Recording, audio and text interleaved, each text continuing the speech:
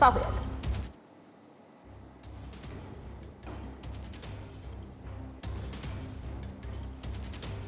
धन्यवाद सेजल. आपल्याबरोबर आहेत शिवसेना उद्धव बाळासाहेब ठाकरे पक्षाचे नेते आणि खासदार संजय राऊत. राऊत साहेब, TV9 मराठीत स्वागत. गेले 10 दिवस जे काही शिवसेना उद्धव बाळासाहेब ठाकरे पक्षात घडतंय, शिवसेनेनं साठी पूर्ण केली आहे, पण गेल्या 4 वर्षात जे काही घडलं ते अत्यंत धक्कादायक आहे. शिवसेनेने स्थापनेपासून अनेक चढउतार बघितले, यशापयश बघितलं, बंड करून शिवसेनेतून नेते बाहेर गेले, सत्ता बघितली, विरोधी पक्षातही शिवसेना राहिली, पण 4 वर्षात शिवसेना दोनदा फुटली. हे कसं काय? हे धक्कादायक वाटत नाही का तुम्हाला?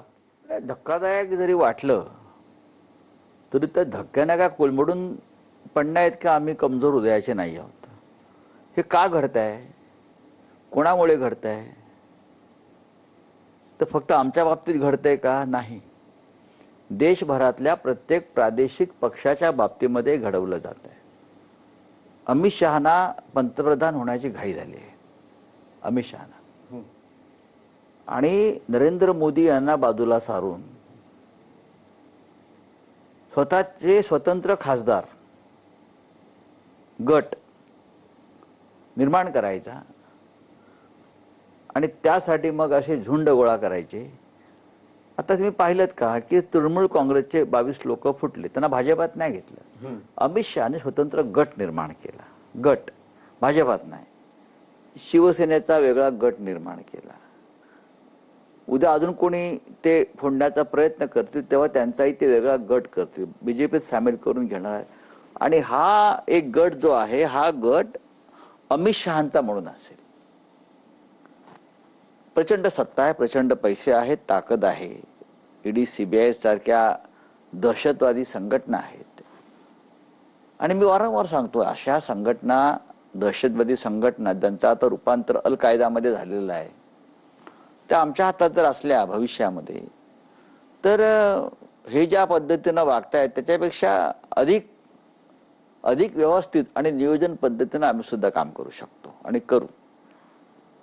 त्याला काय मर्दानगी म्हणत नाही ना. राजीनामा द्या ना खासदारकीचा.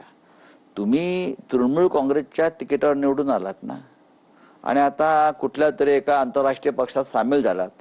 काय सिटीझन इंडिया का असा एक पक्ष आहे, कोणाला माहित नाही. नॅशनल सिटीझन असं काहीतरी आहे, नॅशनलिस्ट सिटीझन पार्टी. काय 800 मतं पडली संपूर्ण त्यांच्या बंगालमध्ये.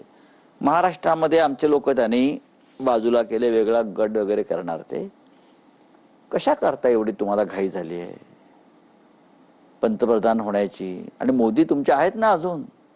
नाही, पण राऊत साहेब मला एक सांगा की वेगळा गट करण्याच्या तयारीत आहेत, अजूनही तुम्हाला असं वाटतं आहे की हे खासदार तुमच्यातून फुटलेले आहेत? कारण आज सकाळी तुम्ही पत्रकार परिषदेत म्हणालात की ह्या सगळ्या खासदारांना मातोश्रीचे दरवाजे खुले आहेत. आदित्य ठाकरे म्हणतात मातोश्रीचे दरवाजे खुले आहेत. तर नेमकं या खासदारांचं राजकीय स्टेटस काय आहे? नाही, या खासदारांचं बघा, अजूनही ते तांत्रिक दृष्ट्या शिवसेनेचेच खासदार आहेत.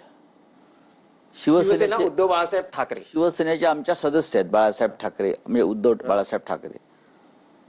त्याच्यापैकी जर कोणाला वाटलं असेल की ठीक आहे आम्ही भरकटलो, आम्ही चुकलो, तर त्यांच्यासाठी दरवाजे खुले ठेवायला काहीच हरकत नाही. यापैकी अद्याप कोणीही पक्षाच्या विरुद्ध काय वक्तव्य केलेलं नाहीये.